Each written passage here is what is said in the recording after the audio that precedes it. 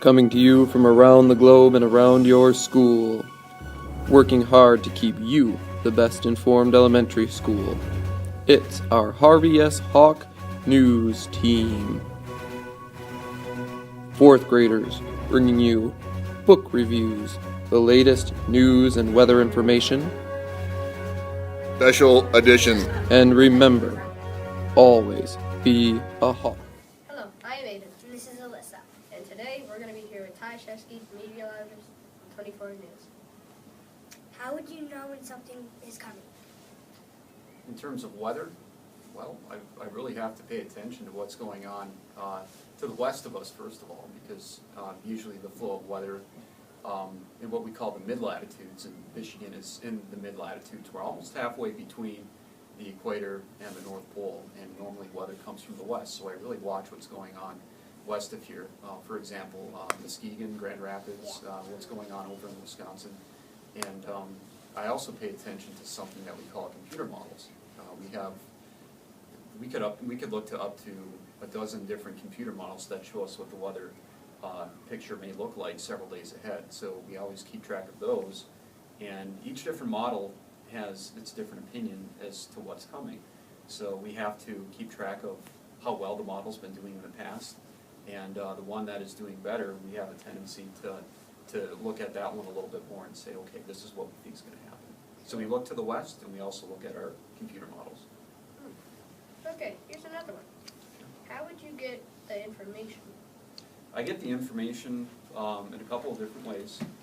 First, the internet is a huge source of information for us. We have a number of different websites. The National Center of Environmental Prediction is one. They have a great website that has a display of all kinds of different computer models.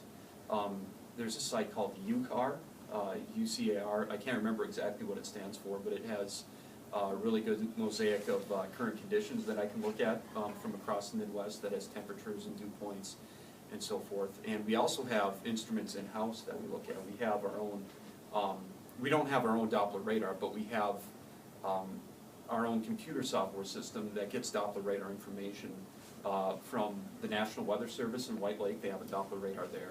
And White Lake is near Detroit, of course, as you know.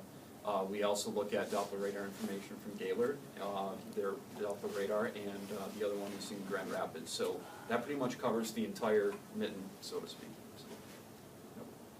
How would you know if something goes wrong in a state like a state? Like a weather-related disaster, perhaps, I think you're referring to. If something were to go wrong like that, I'll tell you, I'll be honest with you, sometimes when you're really busy, especially on a day when it's snowing, like it is today, or a day where we have thunderstorms, it's very easy to overlook what's happening in other parts of the country because you're so focused on what's going on right here in Genesee, Oakland, in Oakland counties, and other parts of mid-Michigan. But what I try to keep doing is I try to keep checking Twitter. I have a Twitter account, and I follow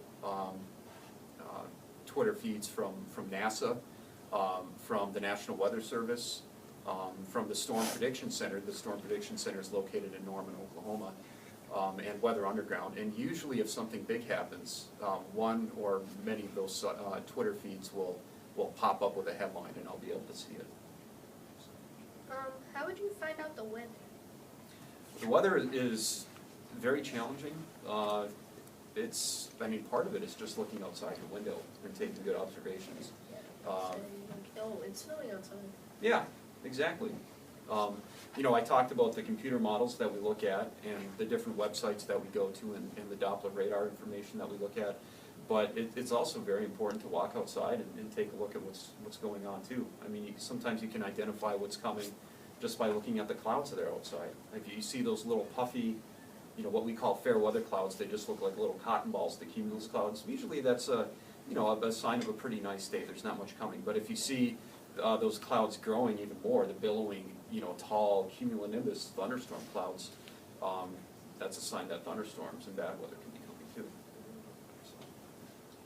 What is it like to check the weather? Do you check it on a computer? Yes, we have several computers. We have 4 or 5 computers in our office that we use to check the weather. And it's a pretty involved process. to be honest, I wish I had a little bit more time. Sometimes I come in at 3 in the afternoon to get ready for the 6 o'clock weather, and then I'm on again at 11 too. But when I come in at 3, I'm pretty busy. I have radio updates to do, and updates to do to tease, you know, shows that are going to be coming up later on at night, and I have to record, you know, various other things and update our internet site. So it really seems like I only have about an hour, you know, to actually look at the weather and study what's coming. I wish I had 2 or 3 hours to do so, but it's a pretty involved process. It takes time and concentration. How do you know if something goes wrong? Well, on the air, it's usually pretty quick that you tell when something goes wrong. When I'm up there and I, you know, for example, can't hear what the director is saying in my ear, I wear this earpiece. It's called an IFB, and I can hear what the director is saying back in the control room. And if that goes out on me, you know, and I can't hear his time cues, you know, I know something's wrong there.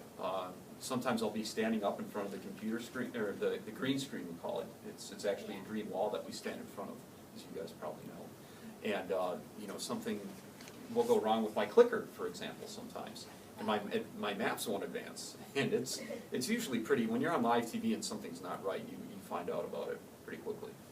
So there's actually been times when my clicker has quit working on me, and I've had to run over the computer and actually click the mouse to advance my maps. So, yeah. Freeze.